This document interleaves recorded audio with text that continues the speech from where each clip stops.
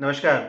तो जो संकट हम लोगों की पहचान पे है या पहचान के भी आंखें बंद करके बैठे हैं, वह संकट अमेरिकन एडमिनिस्ट्रेशन ने पहचान लिया है। ये 7 देश हैं मध्य अमेरिका के, जिसमें आता है आपका ब्लीज़, फिर आता है ग्वाटेमाला, फिर El Salvador, Honduras, Nicaragua, Costa Rica और पनामा। इसके साथ ही नॉर्थ की तरफ से मेक्सिको जोड़ दीजिए और दक्षिण की तरफ से ब्राज़ील को जोड़ दीजिए।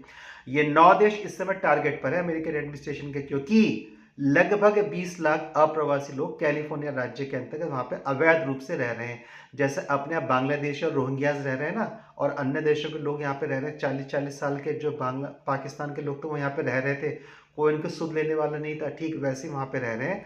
हम लोगों ने पॉलिटिकल रूप से आंखें बंद कर रखी है, लेकिन अमेरिका पहचान गया। बोले प्रतिदिन कम से कम 3,000 लोगों को अरेस्ट करके उनके देश भेजो। नहीं जाते तो जो करा जा सके उनके साथ करो, और जो करना है वो होना ही चाहिए। गोली मारो, गला काटो, जो मन करे वो करो, लेकिन कुल मिला के देश साफ होना चाहिए। अब अपना देश कब साफ होगा ये तुमको पता नहीं। कुल मिला के फिलहाल इन 9 देशों के नागरिक जो हैं वो अमेरिका एडमिनिस्ट्रेशन के टारगेट में है, जिसमें से सेंट्रल अमेरिका, उत्तर में मैक्सिको और दक्षिण की तरफ ब्राजील। यहाँ पे प्रमुख रूप से यह देश बनते हैं। ये लोग क्या करते हैं, जैसे भारत में लोग रहते हैं ना, तो भारत में भी उनके जो सहायता करते हैं वो क्या करते हैं, जैसे ये लोग भारत में एंट्री आते हैं उनको प्रपत्र डॉक्यूमेंट्स उपलब्ध करवा देते हैं, बताने के लिए कि यह भारत का नागरिक है।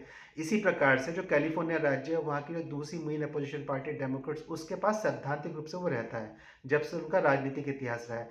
तो वह लोग भी ठीक उसी प्रकार, जैसे पश्चिम बंगाल में इनको पाला जाता है, भारत के दूसरे राज्यों में इनको पाला जाता है, ठीक वैसे ही डेमोक्रेट्स भी अमेरिका में वहाँ को पाल रहे हैं। तो इससे एक बात तो निश्चित होती है कि जो राजनीति है ना, उसका चरित्र वैश्विक स्तर पर एक जैसा रहता है। इसके आपको नोट्स चाहिए तो उसका लिंक मैं दे दिया। डिटेल नोट्स मैंने अपने ब्लॉग के माध्यम से अपनी वेबसाइट पे उपलब्ध करवा रखे हैं। तो समर्थन देते रहिए, क्योंकि मेरा एक प्रयास है कि वेबसाइट के माध्यम से, चैनल के माध्यम से शिक्षा का जितना अधिक प्रचार प्रसार हो सकता है उतना अधिक होना चाहिए, और यह सेवा पूर्णतः निःशुल्क है। मिलता हूँ अगले लेक्चर में, तब तक के लिए धन्यवाद।